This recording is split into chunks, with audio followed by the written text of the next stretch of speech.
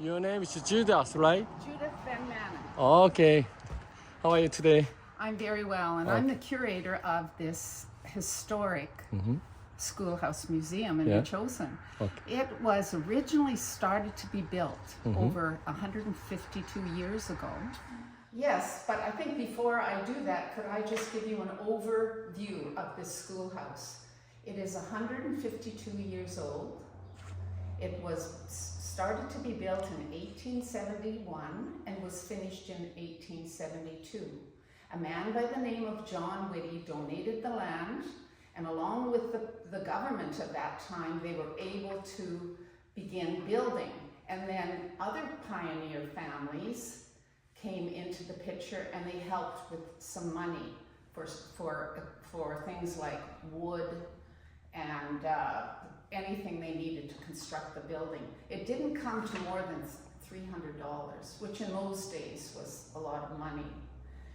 So in 1872, there were only 10 children in this schoolhouse. There should have been 21, but the other children lived too far away to get here. And children would walk.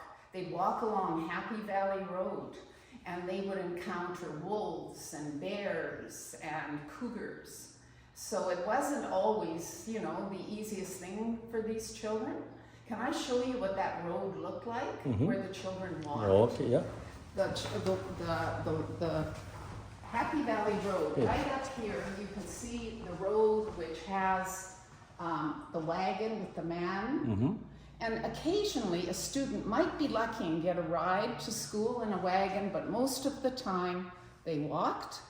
And there was one boy named George Brown who rode his horse, and it was his responsibility to tether his horse here, make sure it had enough to eat and water. So that's Happy Valley Road, and you can see, Tony, how different it is today. Look how beautiful and tall the trees are, and most of those have disappeared. Okay, thanks. So those students in that first class, I can tell you their names. They sat in these desks, and these are very old desks. You can see how they're hooked up to each other, and they have a special inkwell.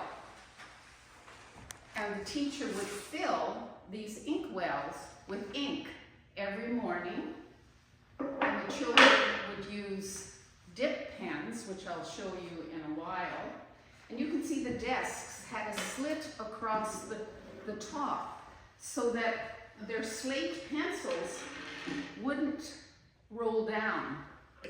Inside the desks is a drawer, not a drawer, but it's a space where children could put their books. So these are the original desks, and in these desks are the names of these children.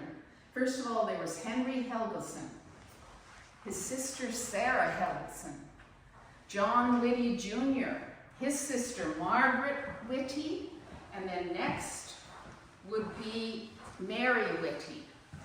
Then we would have Edith Fisher, Emily Fisher, Sally Dutnall, Martha Rosman, and George Brown. So those were the 10 students.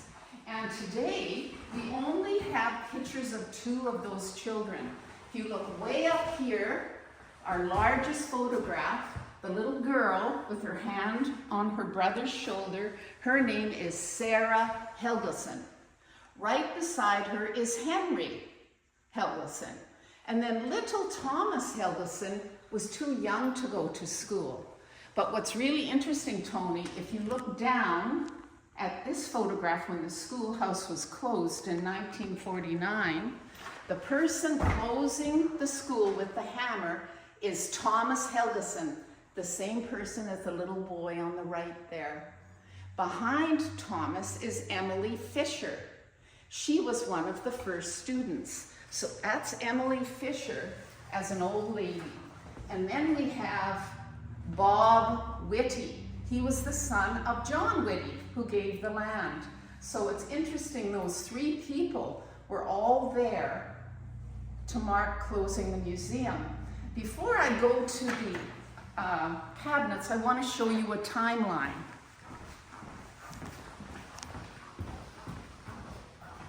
This shows you what happened to the schoolhouse. In 1871, of course, John Whitty donated the land, and then the families, the Weir family, the Parker family, Glede Cole, and Helgeson family, they agreed to share in the building costs, $300. Filled, finished. Then the very first teacher, Mrs. Elizabeth Fisher, she taught that year.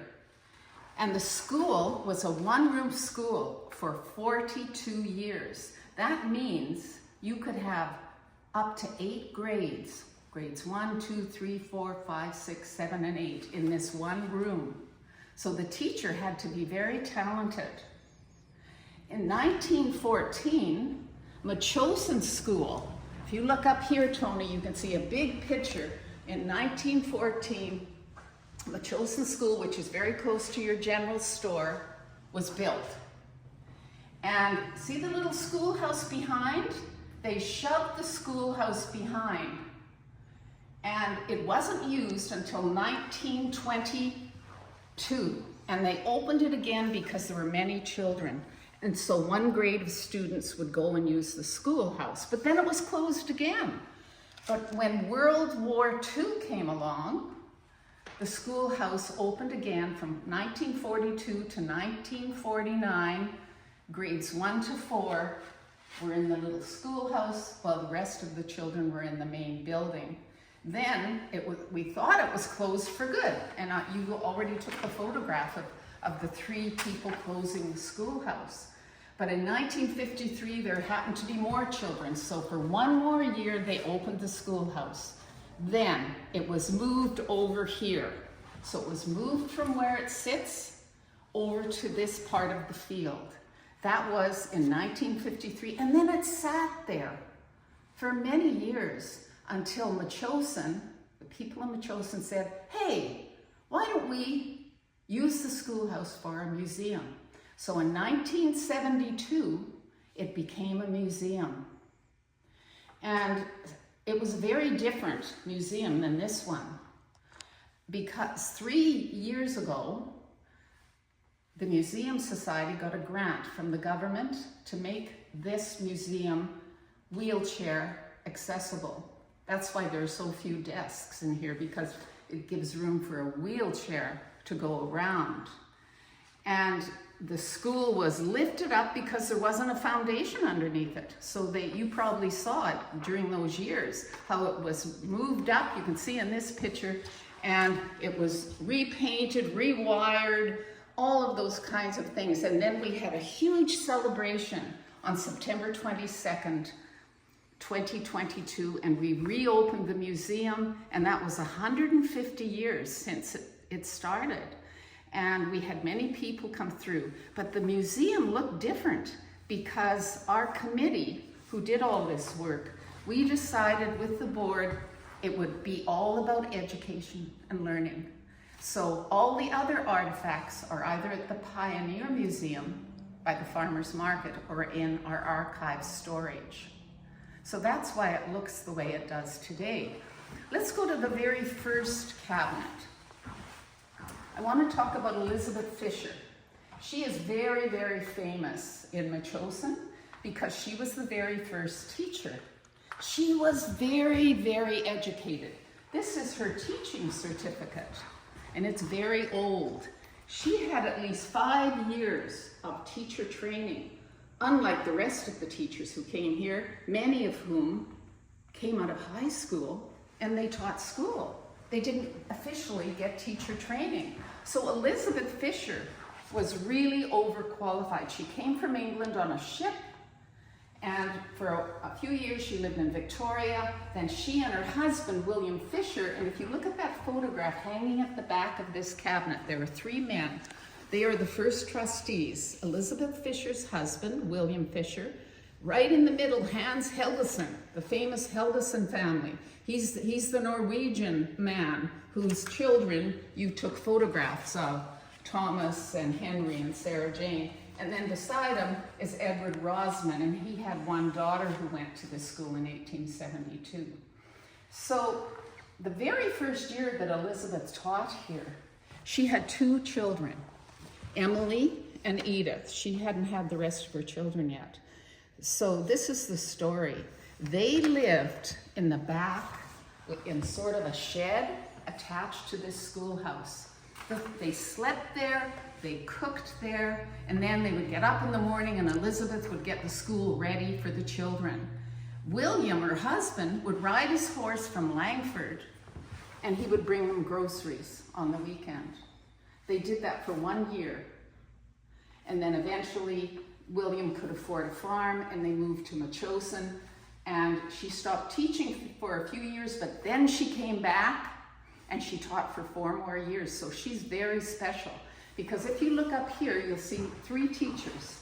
You see this first gentleman is Mr. Clark, and he taught for 3 years. Then you have Sarah Abigail Pauley, and she taught for 2 years. And then you have Mr. Clark, who taught just 1 year. And most teachers lasted a year or 6 months. And this is a list of all the teachers from 1872 to 1914. And why did they not stay? It was difficult. They had to board with the local family. They were paid very poorly. They had to prepare lessons for up to 8 grades. They had to early get into the school, and they would get the school heated up with the pot-bellied stove. Later on, they might get one of the children who was older to come in early and do that, but Elizabeth had to load up the pot-bellied stove, and she used Douglas fir bark. Why? Why not arbutus? Why not, maple? Well, Douglas fir bark, with the bark on the edge, did not smoke when it was inside, so that the kids wouldn't be coughing, right? The potato is something that most people grew. It's a very famous vegetable. And I want to tell you how the potato is related to the pot-bellied stove. If you look over here, this is a typical lunch pail that children would carry. You can see they have the potato, a baked potato, a hard-boiled egg, because everybody had chickens, homemade brown bread, and probably blackberry jam. And you pick blackberries at the side of the road every summer. Potatoes were used because everybody grew them, but the children would take a hot baked potato, put it in their pocket, walk to school and keep their hands warm with the baked potato. They'd get here, walk up to the pot-bellied stove and put the potato there, and it would stay warm. So they had one warm thing for lunch. Well, what did they drink? Well, they didn't drink milk, they didn't drink pop, they drank water. And the parents had already built a well outside, and that's where the outdoor privies or toilets were. This is an old water bucket. And Mrs. Fisher would go out to the well, fill it with water, and see the ladle inside? There was 1 cup, so the children didn't each have their own cups. They would use the same cup.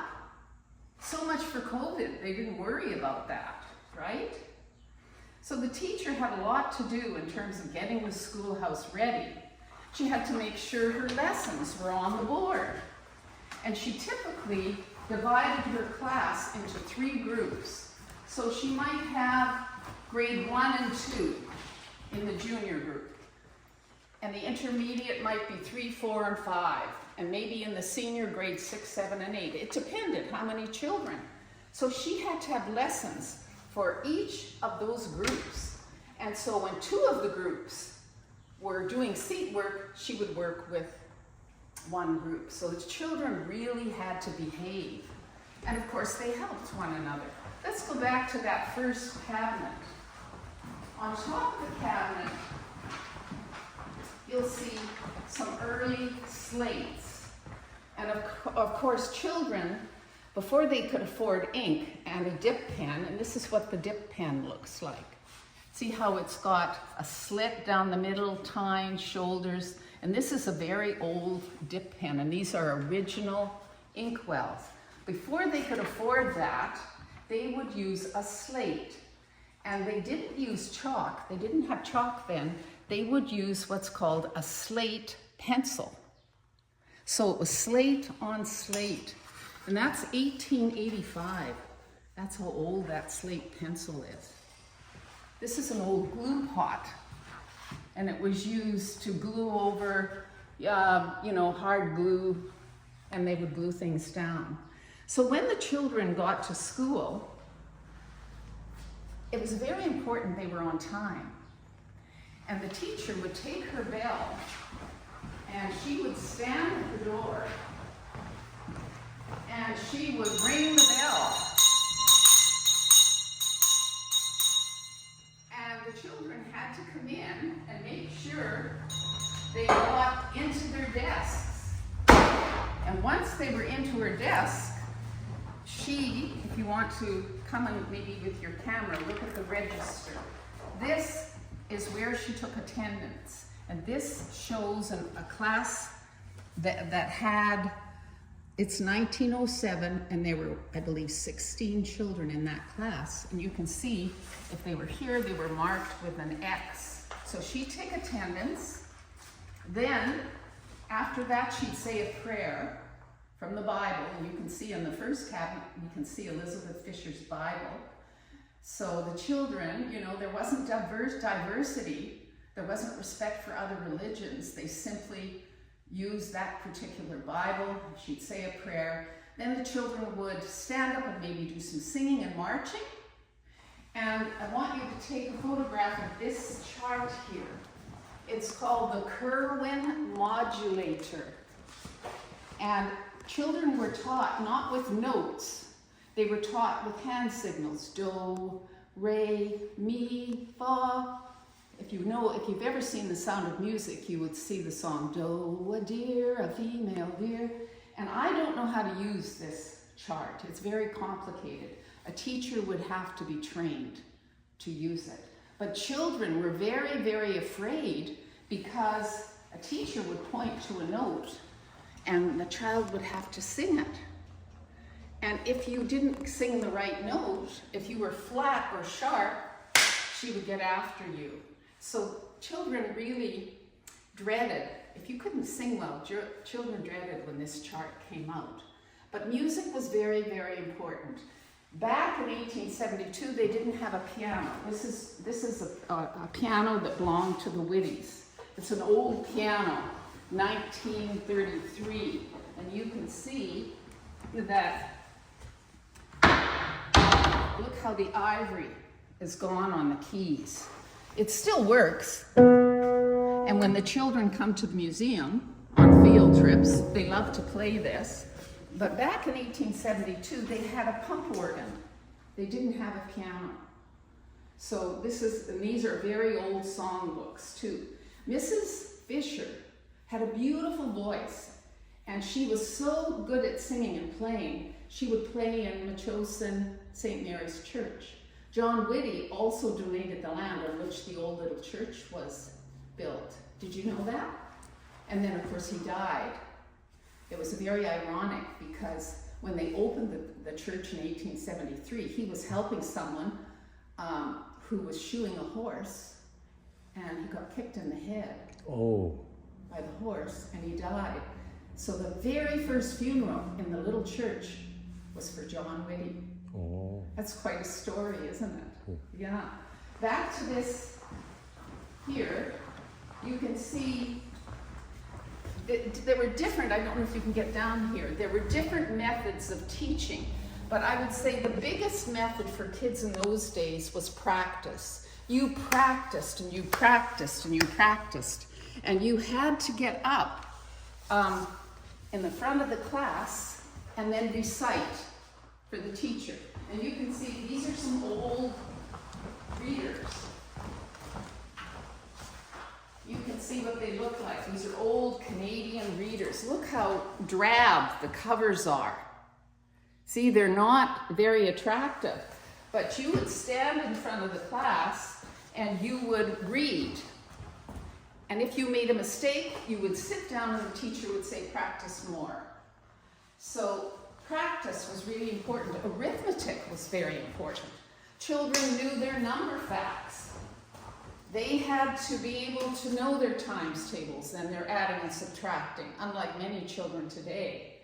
And you can see they even used an old abacus for counting. This is an old geometry set in here. You can see the, yes. I want to just mention this beautiful shelf here because books were precious. They were hard to get, they were expensive. But one of our very favorite teachers, Dawson Elliott, this fellow, he taught quite a while at Metchosin School, and he was the one who started giving books as prizes. So let's say you had really good marks, you could win a book. And if you were punctual, if you got to school on time, you could get a book. If you had perfect attendance, if you were there every day, you could get a precious book. And you can see here, the teacher would write an inscription. Look at the beautiful cursive writing. They would dedicate the book, and you would find out here, this was awarded to Gertrude Ball. She was 8th in general proficiency, which has to do with her marks. And then it tells you when it was presented. And this one was presented in 1887. That's why the book is falling apart. Yeah. And so these books on here, many of those came from Lee Field. Lee Field, the Field family, were a very special farming family. And Lee Field was a very smart boy, and so was his brother Chester. And Dawson Elliott, the teacher I mentioned, knew both those boys well. And you can see that's a picture of Dawson Elliott and another teacher when they closed the schoolhouse. And he's old in that picture, right? If you put your camera on this photograph, this is when the school closed, and all the people standing there, they either went to the school, were students, were teachers, or were trustees. And the person I was telling you about the Fields are those two men right at the end there. That Lee Field is first, then his brother Chester. And I want to show you what Lee Field looked like when he was a boy, and you'll see what I mean. You can tell when you look at the photographs of these children. Just look at their body language. Do they want this photograph to be taken? You can see the attitude they have. This is Lee Field, right? And he was very smart. Above him is Dawson Elliott, his young man, the teacher I told you about. And there's Bernie Reed. He was probably 5 years old, but they needed to have as many kids as they could have. So sometimes they let children in when they were 5 years old. I just want to mention this boy, Frank Pears, at the top. Have you ever been to Sitting Lady Falls in Metchosin, which is off Metchosin Road? If you haven't been to Sitting Lady Falls, it's our one place where we have a tremendous waterfall. When Lee Field was playing there, he slipped and he went over the falls and he died when he was 18 years old. So when I look at the Sitting Lady Falls today, I always think of Lee Field, not Lee Field, of Frank Pears. And you know, there's a very famous street in Metchosin called Duke. You maybe have been on Duke Road, and you can see Alfred Duke is this boy here. He died when he was 22 of diabetes, right here. They didn't have antibiotics. They didn't have treatment for diseases. And two of these boys are orphans. This is Charlie Whitlaw. He was an orphan, and he was brought up by the Helgeson family. So often families would take in an orphan, and another orphan is this boy here. And he was brought up by the Field family. His name's Bertie Dodgson. This boy, he grew up, he was a constable in Metchosin, and he worked at the post where we had a small rural post office. He worked there, and when he was 29, he was in a rowboat, and it was overloaded, and he had a life jacket on, but the woman beside him didn't. He gave her his life jacket, and the boat capsized and he drowned. So, you know, if you go to St. Mary's graveyard, you'll see gravestones of many of these children. So I think that's a very special photograph. That was 1893. This one is the 1908 class.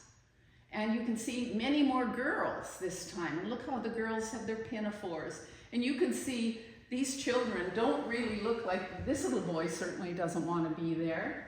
So you get a different feeling of what it was like, what these kids wore to school.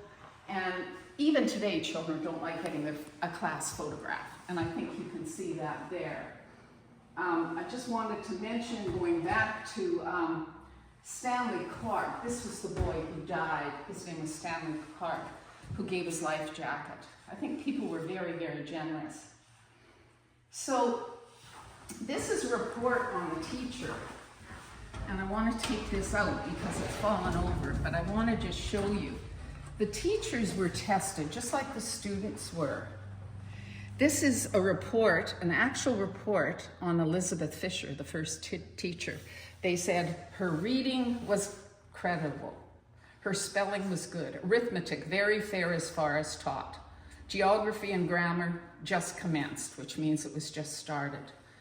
And then this inspector said, the building new and in good condition, shed required and fencing necessary round school lot. 1 acre in extent. 21 children in the district of school age, 7 of whom are too far away to attend the present school. So that is from Superintendent John Jessup's school report on Mrs. Fisher, which is kind of interesting. That is a report on the teacher, and I'll have to fix that afterwards. Just moving along to this cabinet.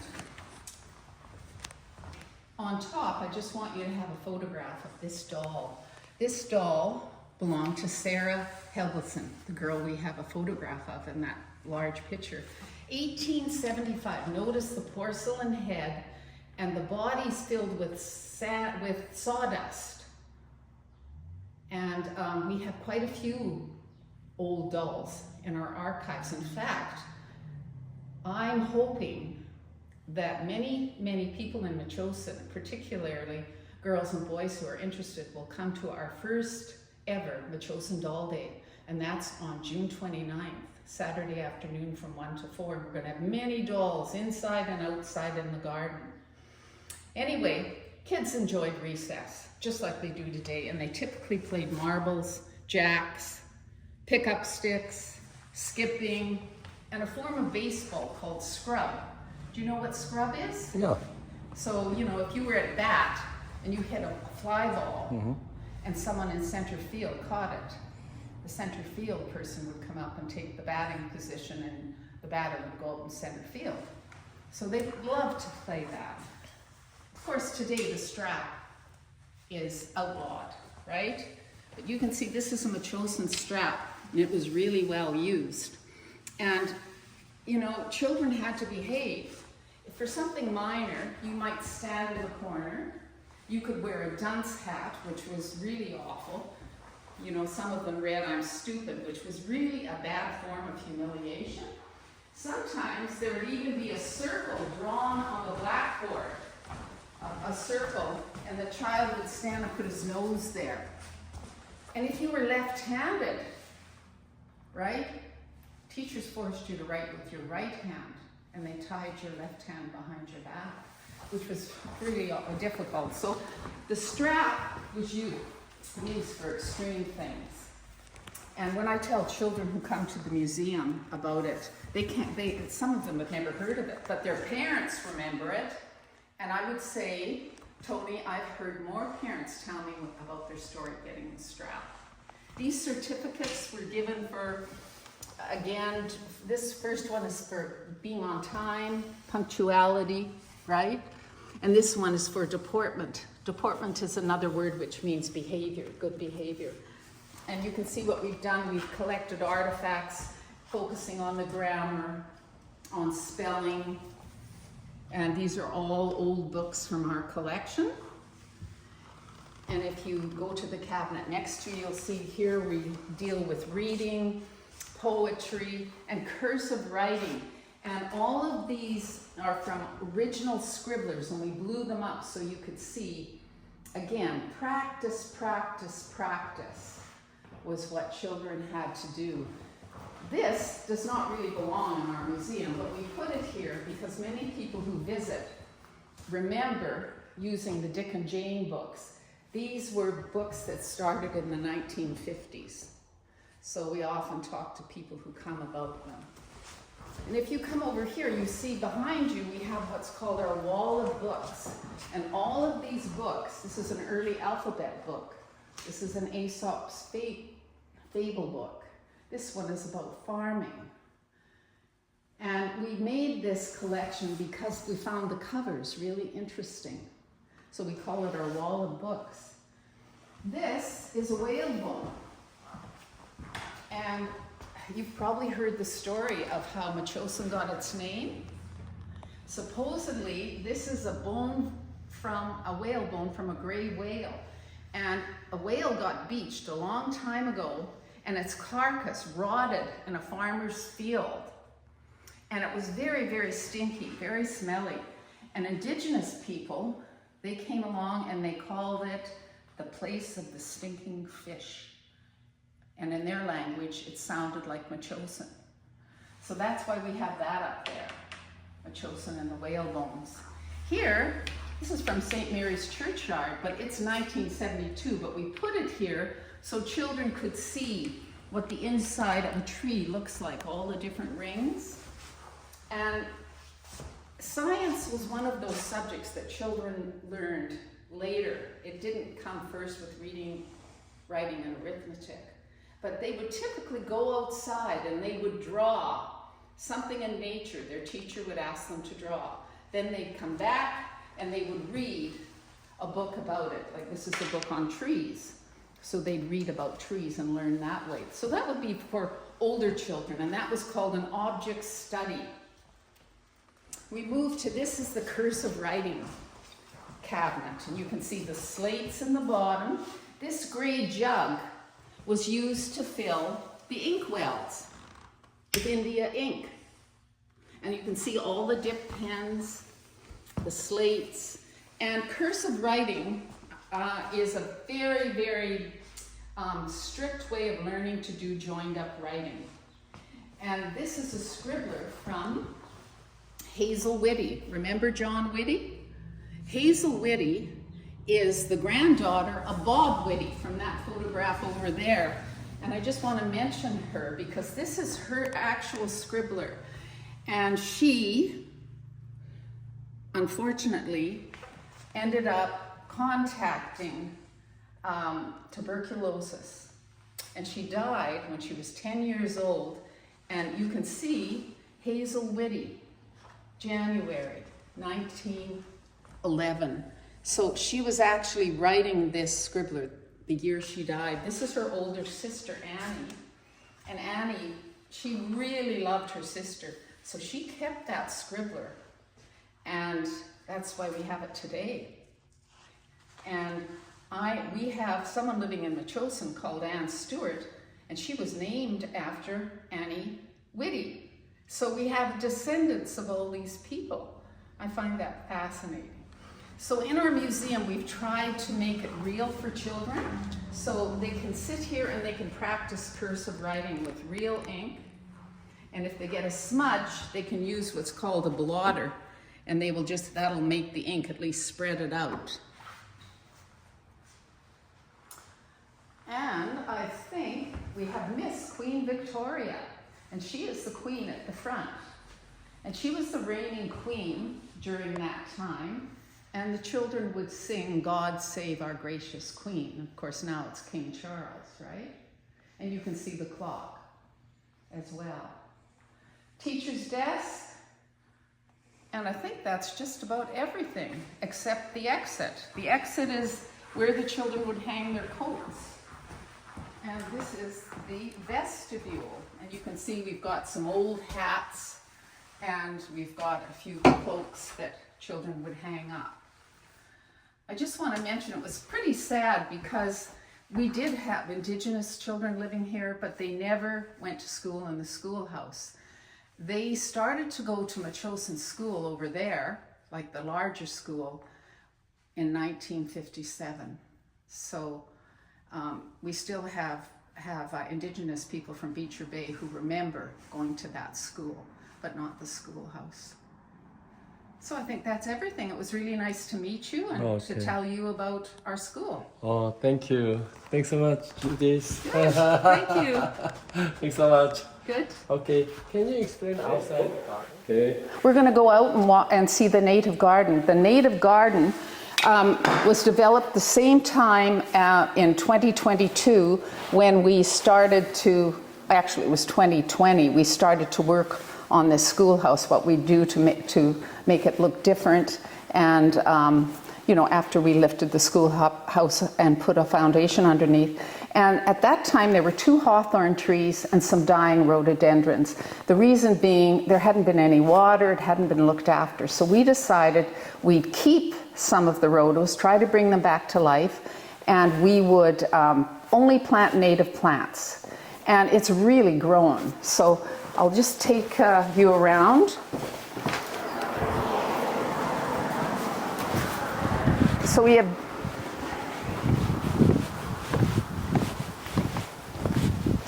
have different beds. This is probably one of the smaller beds, and it's got a ribes shrub. And you can see over there, that's the mock orange. It's just starting to bloom. You can see the buds on it. This is fireweed. Fireweed is the first perennial that grows after you've had a forest fire. But it is invasive. It takes over. It's very, very resilient. And you have some Nootka roses, and the dogwood tree is finished. Behind you is quite a large bed. This is nodding onion. You've got some grasses. You've got sea blush that's finishing, and the native columbine, this orange flower, is just about through. And because we're a school, we thought we would have a sign so when children come, they could read about the different plants that Indigenous people used. Because native plants are plants that no one from Britain brought. They were here in the beginning. And the Indigenous people used them, especially the great camas, which is finished blooming now, but they use that, they dig up the bulb, they harvest it and eat it. And you can see we have an old pump there. That didn't belong in this garden. It actually was out in the field originally, the old pump, and it's not hooked up. And there's one of the old rhododendrons that's blooming. That one's finished back there, and there's another one that's blooming. Here is, lots of sword ferns. And this is a foam plant. This is a special fern called a deer fern. More foam plants. And you can see you've got the sedum in there. These are asters that have seeded themselves. Here's more of the columbine with that beautiful orange flower. This is called sea thrift. And you'll see this in Metchosin, close to the ocean. And this is the camas gone to seed. It's usually purple, but it's finished blooming, and I need to cut it back. And that is, I've forgotten the name of it, but it'll come to me. Here is an old sundial. This sundial was put together by a man who lived in Metchosin in 1972, so it's quite old. These are coastal strawberries. This is the yellow ones are yellow sunflower, and look at the lupins. The purple lupins, aren't they beautiful? They're putting on a show right now. And then we have a sign about garden pollinators for children to read, and that really explores how important bees and butterflies and birds are. And over here, not everything has bloomed yet. It's a beautiful garden. And these are the old hawthorn trees. And there's a maple tree there, and there's a hawthorn tree and a hawthorn tree. Can I just mention the windows to you, Tony? If you put your camera on these 3 windows, originally in 2020, they were covered over. So we decided it didn't look very inviting, so we asked one of our local artists by the name of Joanne Parker Robertson. She designed these 3 windows. So it looks like we've got children inside, which makes it more interesting than just having a piece of plywood over them. Behind you is the lift for the wheelchairs behind this gate, but we won't open that up. And then we put 3 barrels here, and they're a mixture. We've got a mix of native plants in here and some regular plants. Like regular, I mean like snapdragons. And then here we have from Sea Bluff Farm. They donated strawberry and some chard and some parsley. So we've got vegetables in there. Here we have not a native plant. This is a big poppy that's just about ready to bloom. Snapdragons and so on. And this is all native plants in here. So that's our garden. And it's hard to keep up with the weeds. But I'm also the gardener. So that's my job. Good job. Okay. Thanks so much. You're welcome.